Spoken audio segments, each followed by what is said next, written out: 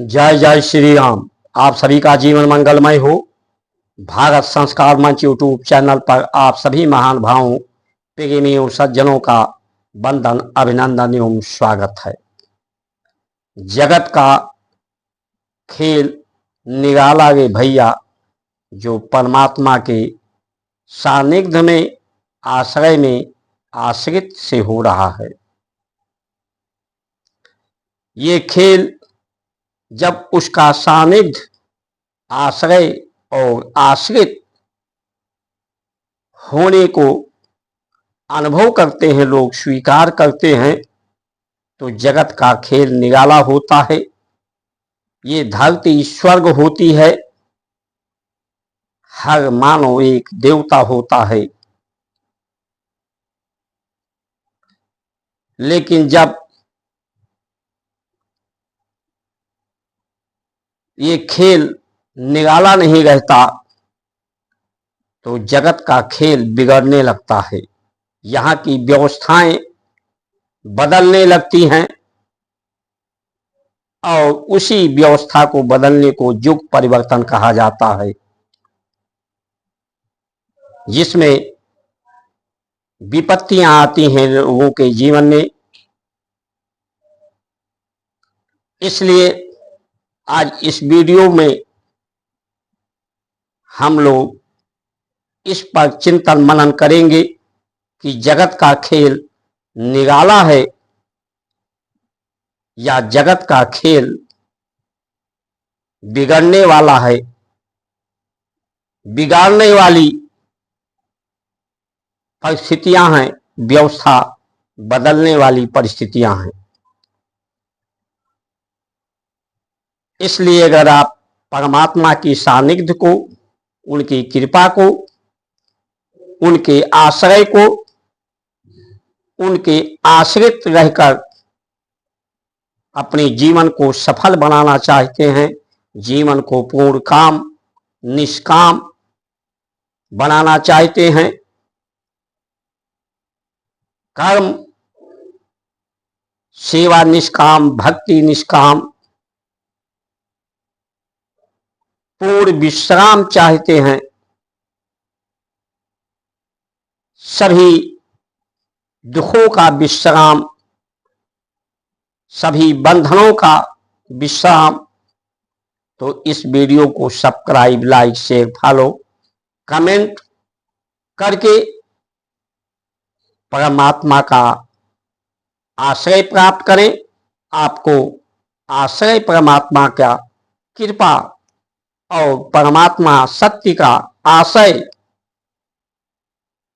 प्राप्त होगा।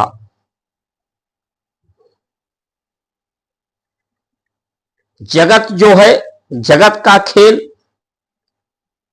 अज्ञानता का है, अहंकार का है, निजता का है, स्वार्थपरता का है, राग, दोष, ईर्षा, रोग, शोक, संताप, द्वंद्व, शरीर के अंदर द्वंद्व, प्रकृति में प्रतिद्वंद,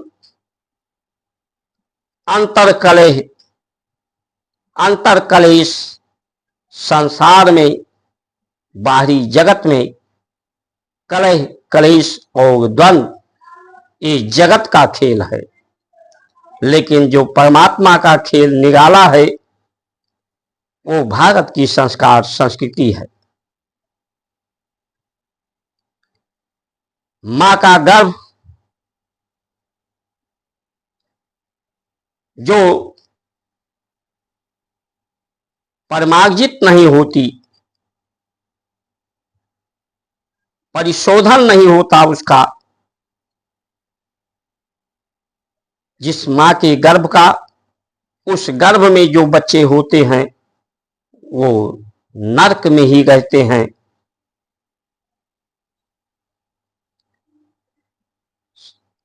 पैदा होते ही असह्य दुख को, असह्य पीड़ा को बच्चा भी अनुभव करता है।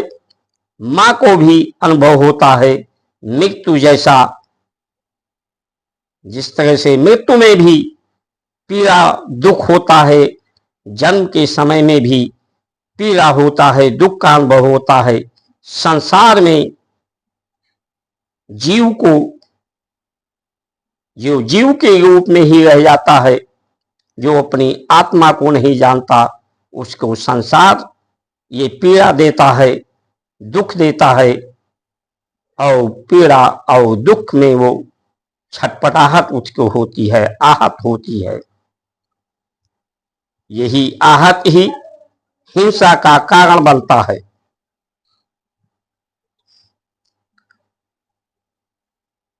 लेकिन जब मां, क्योंकि बच्चा जब पेट में होता है तो उल्टी बुद्धि होता है, पीप खून में लटका होता है, उसके नाभि चक्र से मां का संबंध होता है। मां जैसा सोचती है, जो दृश्य देखती है, जैसा आहार लेती है, उसी तरह से उस बच्चे में सूक्ष्म स्मृति रहती है। जिस मां को परमात्मा का सानिध्य,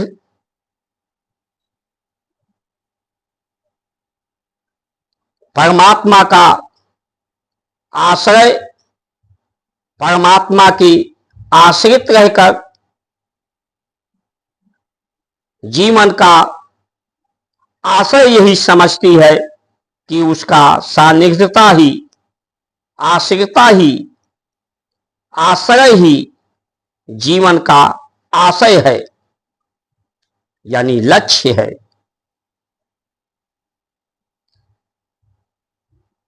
जब बच्चा पैदा होता है तो रोता है, कहां कहां कहां आ गया हूं, क्यों आ गया हूं, किस लिए आ गया हूं।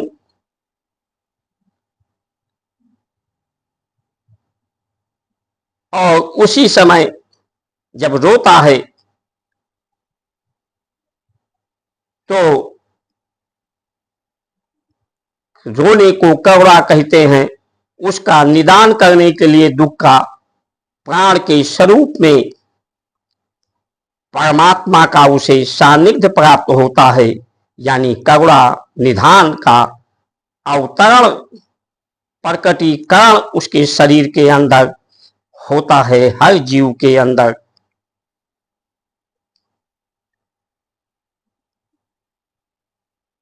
संसार एक खेल है, जीव एक खिलाड़ी है, मन दृष्टा है, उस खेल को देखता है। निराला खेल होता है जब निष्काम होता है, तो उसकी जाचक होता है। जीव को जाचक कहा गया है। जाचक जात को भी कहा गया है। जात से ही कर्म होता है, कर्म के आधार पर ही उसे जांचा परखा निरखा जाता है और उसके जीवन में निखार आता है, निश्चितता आती है, संतोष आता है, संतुष्टि आता है। गज धन, बाज धन, रतन धन खान, जब तक आए ना संतोष धन, जब आए संतोष धन तो सब धन धूल समान। इसलिए जगत के माता पिता,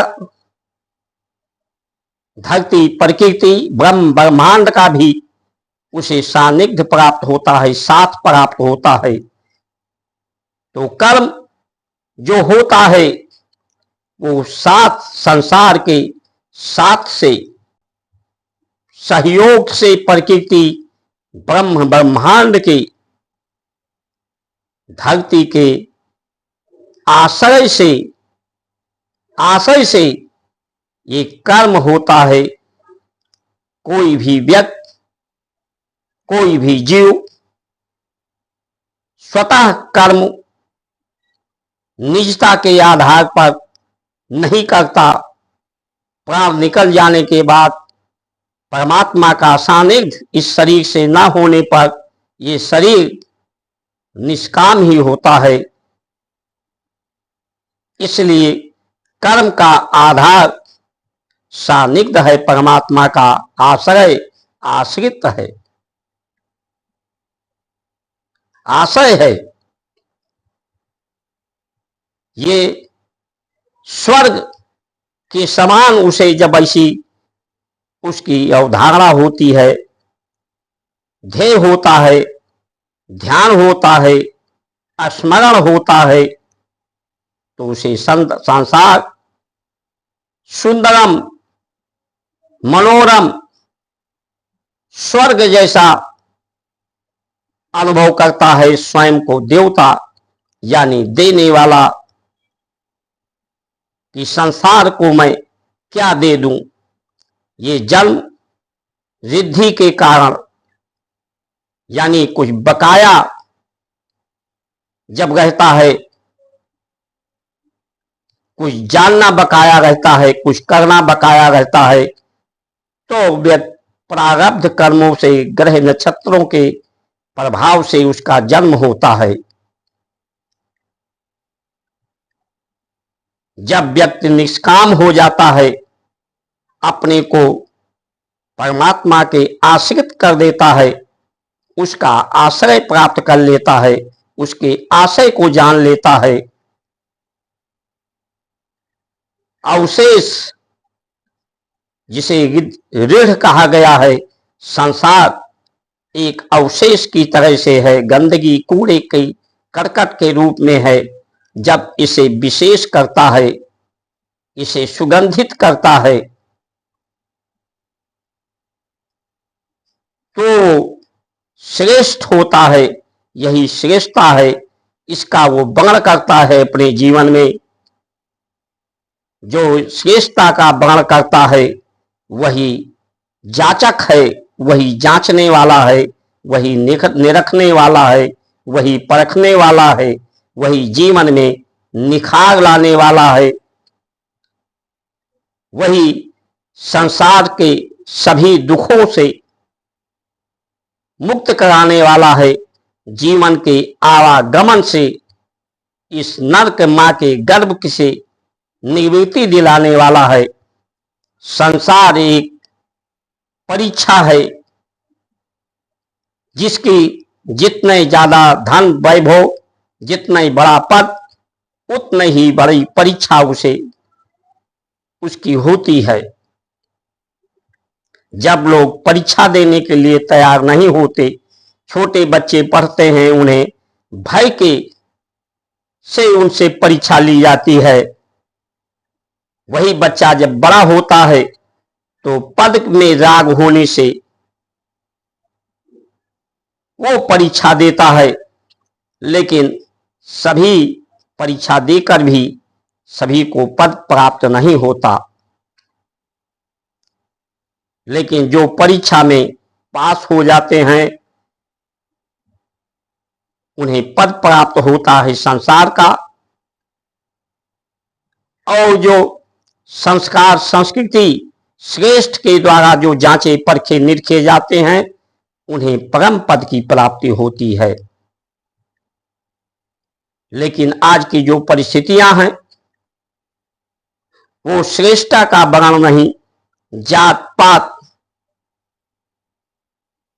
के आधार पर चुनाव है, वर्ण है, शब्दों की जानकारी, शब्दों की व्याख्या के आधार पर चयन है अधिकारियों का, योग्यता के आधार पर नहीं, संयोगता के आधार पर नहीं, योग अष्टांग योग के आधार पर उनकी श्रेष्ठता योग्यता निश्चित नहीं होती। इसलिए सभी शरीर के अंदर भी द्वंद्व, कलह और कलेश, स्वार्थ, दोष, रोग, शोक, संताप और वही बाहर जगत में भी दिखाई पड़ता है। तो ये समय जगत का खेल बिगाड़ने वाला है, जगत की व्यवस्था बदलने वाला है। इसलिए सभी महानुभाव सचेत हो जाएं, सावधान हो जाएं, परमात्मा के आश्रित हो जाएं, आश्रय को स्वीकार करें, उसकी सानिध्य में रहें और संसार के साथ और सहयोग, ईमानदारी, समझदारी, जिम्मेदारी, बहादुरी से, शास्त्र से और शस्त्र से इन जिम्मेदारियों को पूरा करें। और ये शस्त्र का प्रयोग के लिए जैसे छतरी को निर्धारण किया गया है, आम आदमी को शस्त्र उठाने के लिए उपदेश नहीं है, क्योंकि सभी उठाने लगेंगे तो हिंसा, अराजकता, असंतोष फैल जाएगा। उसके लिए आज के समय में छत्री हमारे, राजा हमारे, ये नेता हैं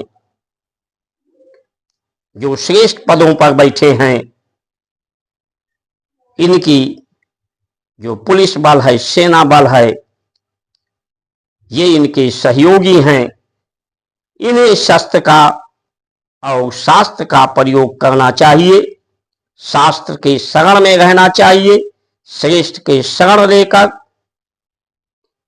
उनका उपदेश, आदेश का पालन करना चाहिए और शस्त्र से सबको श्रेष्ठ बनाने का कार्य पूरा करना चाहिए। इसलिए जीवन पूर्ण काम हो, निष्काम हो, संसार के सुंदर काम हो, सुंदर नीतियां हो। इन्हीं वचनों के साथ आप सभी का सुमंगल कामना करते हुए जय श्री राम।